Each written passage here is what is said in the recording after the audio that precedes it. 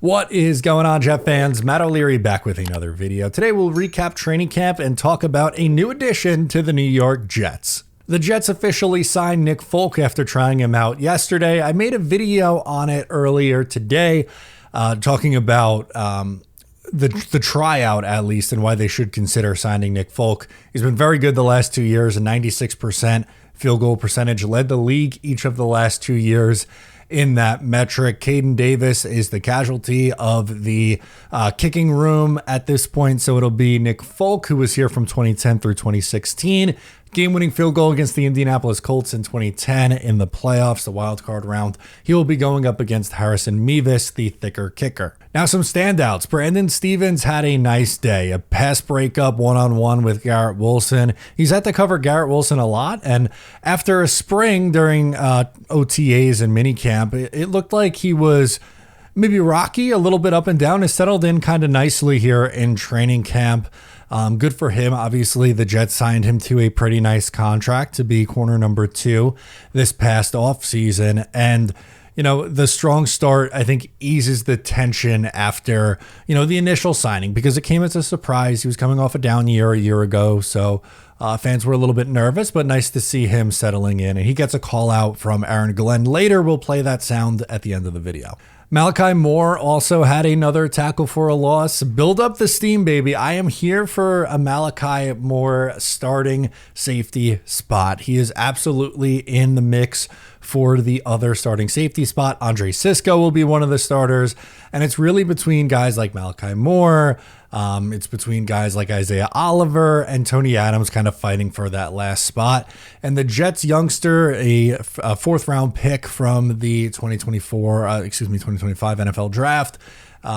You know, they traded up for him. They really like him. He has a ton of starting experience at a good program in Alabama and has had a strong start to camp. I absolutely think he is in the mix for a starter. Not ready to declare him the starter just yet, but I will say I think he has had a strong start to camp and is doing everything in his power to win that job. Justin Fields had a strong move the ball period. It capped off with a 15-yard touchdown to Mason Taylor. That connection's been going early and often. It was a storyline that we talked about yesterday, and now it's absolutely back out there with Mason Taylor catching a touchdown pass.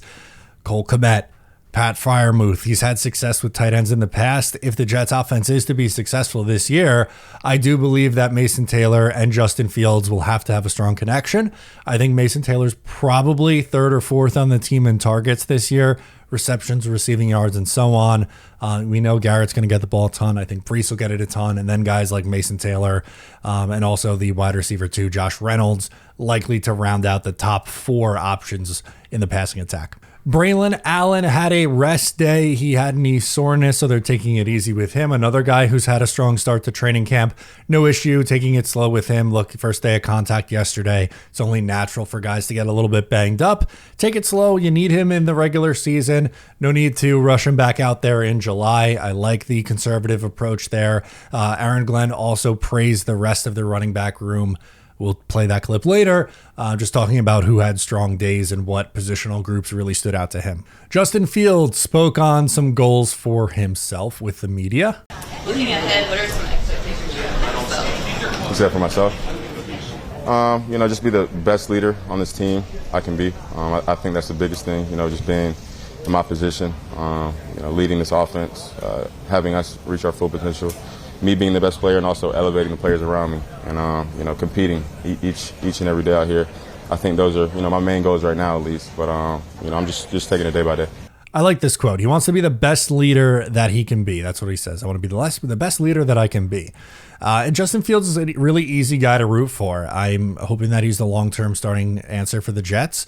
1, because he's a good guy, and I think he deserves it. But 2, it'd make life significantly easier, right? I'm not ready to guarantee that he's going to be the long-term answer. I think he needs to, you know, prove it on the field this year and take another positive step forward in his career. But again, easy guy to root for. Teammates really like him.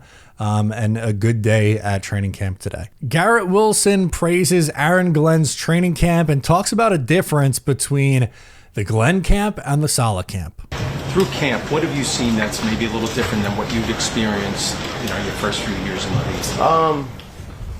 Yeah, just the competitiveness, the not just talking about being competitive. Like, no, you got to train that way. It's got to feel like that at practice. It's got to feel like if you lose, it sucks at practice. It can't just be, we'll turn it on when the game comes, right? And I think that's the main thing that I see that's different. Just the way we're practicing, the intensity, the stakes. It feels like there's stakes. Depending on which period it is, the stakes feel higher based on whether it's a competition red zone or a 2-minute. It feels like you won the drill when you won the drill, right? And it feels like you lost when you lost. And to me, that's how I like it. It's practice, yes, but there's also an opportunity to practice winning and get that feeling and what it takes to just do it, right, on a consistent basis. And I think it starts out here. So that's something that I love to be a part of. And throughout these first couple months, I've seen it, for sure, with the way he's hammering home stuff in meetings. I want to read one of the quotes again that really stood out to me. The competitiveness, not just talking about being competitive. You've got to train that way. It's got to feel like that at practice. It's got to feel like if you lose, it sucks at practice. It can't just be, oh, we'll turn it on when the games come. Every day it feels like there's a little shot at Robert Saleh, and it just to me really magnifies the difference that the Jets will have at coaching this year. Look, I don't know if Aaron Glenn's going to be one of the 3 best coaches in the league, let's say, but he is trending, at least at this point, to be better than Robert Saleh was. And Saleh absolutely had his flaws. I thought, he did a good job with the defense, but there's been a lot of guys, Garrett Wilson, Breece Hall, Elijah Vera Tucker, who doesn't really speak all that much, have these comments that make you feel really uneasy about what was going on with the past regime. And it's an indictment on Saleh and his staff, but kind of shows how they've progressed and hopefully turned it over. And again, now the next step is great. Like, I'm glad that, right now in practice and training camp, they're doing things differently. In my opinion, they're doing things the right way. Now it has to translate come Sundays during the regular season, and it's time to win some games. Aaron Glenn spoke on who he thought stood out in today's practice. Listen, Stevens is continually doing a really good job on a daily basis, and I expect that from him. Quinn did a great job. I thought Quinn beat some one-on-one blocks today for the most part. I thought our linebackers really did a good job of running because we expect those guys to do that. And you're going to always hear Quincy no matter what, good or bad. So I want to go back and look at the tape and see exactly what he did because his mouth seemed like he had a really good day today. So, but he usually do. So on the offensive side, I thought our running backs ran hard. The one thing that we want to pride ourselves on is, man, those 35 yards, like we have to be accustomed to doing that. Because we know how teams are going to play us for the most part, and our guys got to be able to make sure we push the pile. And I thought our O-line did a good job today too.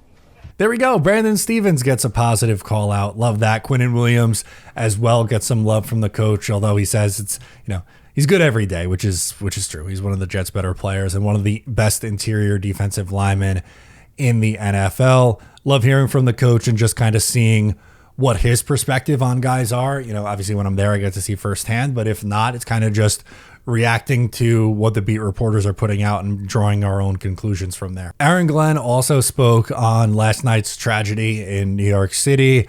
I wanted to play the clip because it's something that I wanted to talk about, and I'll explain why in a second. Good morning. I wish it was a better morning. The thing that happened yesterday at the league office, man, just as an organization, our thoughts and prayers go out to all the families.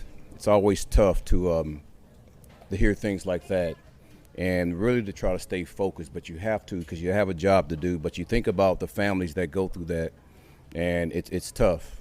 It's tough. So I want to make sure that I state that first and foremost. So this one hits a little closer to home for me. My fiance works out of that office like once a week-ish on the 39th floor, which is just a few floors up from where the tragedy took place on the 33rd floor. Thankfully, she wasn't working there yesterday, but it was this very stressful day for her as she spent most of the night just on the phone with colleagues and making sure, people that she knew that were in the building yesterday were safe. My thoughts are obviously with all of the families and the victims of this unspeakable tragedy, but yeah, I wanted to share Aaron Glenn's clip, but I just also wanted to bring this up too because it's it's a really big story in our city where I'm a New Yorker, right? I'm from Long Island. I don't live in Manhattan, but these things hit a little different when there's when it hits close to home like this. It just feels a little bit different. One of the people who unfortunately lost their life, a police officer, Officer Islam, just 36 years old, 2 kids at home, a pregnant wife with a third on the way, lost his life trying to protect our city. So I've had the opportunity to do this a couple times, but I'll be doing it again. I want to donate the revenue from this video to a charity, Answer the Call. I've worked with them in the past. They're a local charity that provides financial assistance to families of New York City police officers, firefighters, Port Authority police, and EMS personnel who have been killed in the line of duty. So I'll link the site down below if you'd like to contribute as well. But they're, like I said, they're a charity that I've worked with in the past, and with a platform like this, I get to obviously talk about the New York Jets and things that I love, but also talk about things that or campaigns that are meaningful to me, and this is one of those things. So just want to use the platform to help out any way that I can in this horrible, unspeakable tragedy. So that'll do it for me in this video, guys. Thank you so much for tuning in. Once again, I am Matt O'Leary. Subscribe here if you're new, and I'll catch you next time.